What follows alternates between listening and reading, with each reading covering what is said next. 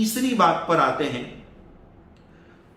اور وہ تیسری بات یہ ہے کہ خوشبو کب کب لگانا چاہیے۔ شرعی اعتبار سے کوئی ضروری نہیں، کبھی بھی خوشبو لگا سکتے ہیں، لیکن ہم آپ کی خدمت میں 10 ایسے ٹائم اور موقع عرض کرتے ہیں کہ ان 10 موقعوں پر خوشبو لگانا زیادہ اچھی بات ہے۔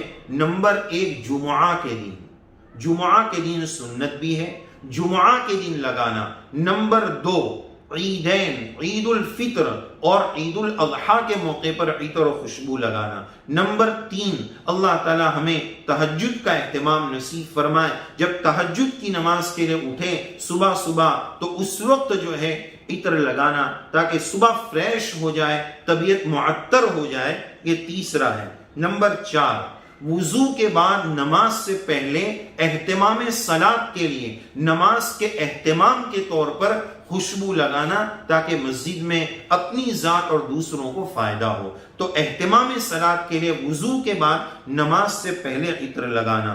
نمبر 5، احرام کے وقت، لیکن مسئلے کی وضاحت ضروری ہے، احرام کی چادر پہننے سے پہلے، احرام کی نیت اور لبیک سے پہلے لگانا، اس کے بعد لگائیں گے تو مسئلہ ہو جائے گا۔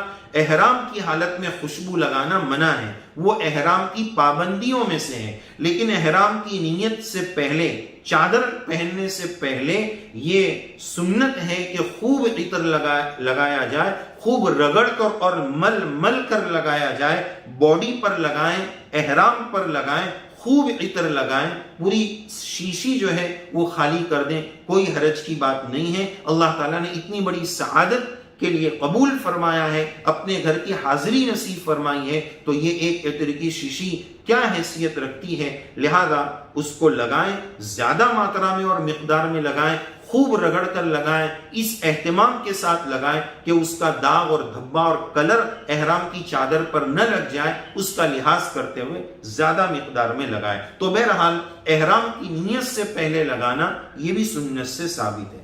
نمبر 6، میاں بیوی کی ملاقات، ہم بستری اور مباشرت سے پہلے لگانا، یہ بھی جو ہے آداب میں سے ہے، تاکہ ایک دوسرے کی بدبو سے ایک دوسرے کو تکلیف نہ ہو، یہ مباشرت کے آداب میں سے۔ تو یہ چھٹا موقع عطر اور خوشبو لگانے کا ہے، اور بہتر یہ کہ اس کمرے کو بھی معطر رکھا جائے، خوشبو والا رکھا جائے۔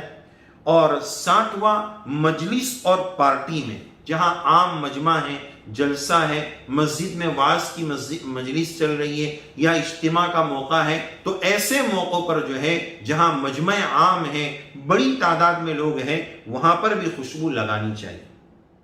بہت سارے لوگ کئی دنوں تک نہاتے نہیں اور پھر عطر لگاتے رہتے ہیں، تو اس کا کیا فائدہ؟ عطر لگانا ہے، لیکن اس نیت کے ساتھ کہ سنت بھی ہے، مجھے بھی فائدہ ہوگا، دوسروں کو بھی راحت ہوگی، دوسروں کو راحت پہنچانے کی نیت سے عطر لگائیں تو اس کا بڑا فائدہ ہوگا۔ اس میں ایک مسئلہ یہ بھی ہوتا ہے کہ اپنی بدبو سے دوسروں کو تکلیف ہوتی ہے، لوگوں کو اس کا احساس نہیں۔ 3 دن ہو گئے، 4 دن ہو گئے، نہائے نہیں، جمعہ سے جمعہ ٹو جمعہ، یہ نہانے کی ترتیب۔ اب آب حیات کی بدبو آ رہی ہے، پسینے کی بدبو آ رہی ہے، دوسروں کو تکلیف ہو رہی ہے۔ اچھا، ایک المیہ یہ ہے کہ انسان کو اپنی بدبو جو ہے وہ فیل نہیں ہوتی، اپنی بدبو لگتی نہیں، کہاں آ رہی، آ ہی نہیں رہی، وہ اپنی بدبو کا احساس ہی نہیں کر پاتا۔ تو دوسروں کو کبھی کبھار ایسا ہوتا ہے کہ کچھ لوگ مصافحہ کرنے کے بجائے گلے پڑتے ہیں، ایسا گلے لگ رہے ہیں کہ 3-4 دن سے نہ مسواک کیا ہے، نہ برش کیا ہے، منہ کی بدبو سے سامنے والے کو تکلیف پہنچا رہے۔ تو یہ سب اسلام کا حسن ہے، مسواک بھی اسی وجہ سے سنت ہے۔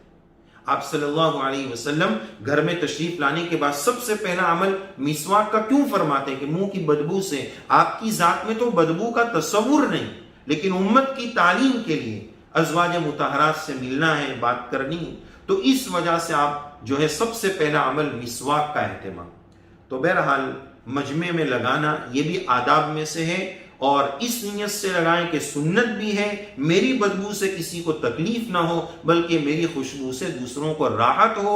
یہ راحت کی نیت کریں گے، اچھی خوشبو لگائیں گے، راحت رسانی کی نیت ہوگی تو ثواب ملے گا۔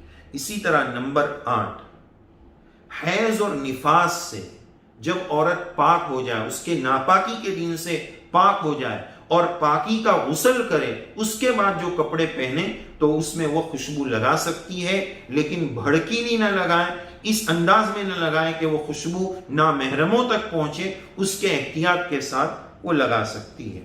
نمبر 9، جو پڑھانے والے حضرات ہیں، تدریس، جن کا مشغلہ، اہم ترین مشغلہ قرآن و سنت پڑھانا، وہ قرآن مجید پڑھاتے ہیں، حفظ ناظرہ پڑھاتے ہیں، یا تفسیر پڑھاتے ہیں، یا درس حدیث دیتے ہیں، قرآن و سنت کا درس دیتے ہیں، اس موقع پر بھی آداب میں سے یہ کہ معطر ہو کر لگائیں تاکہ قرآن و سنت کی مجلس معطر رہے، خوشبودار رہے، فائدہ اٹھانا، علم لینا آسان ہو جائے۔ تو یہ 9 ہو گیا۔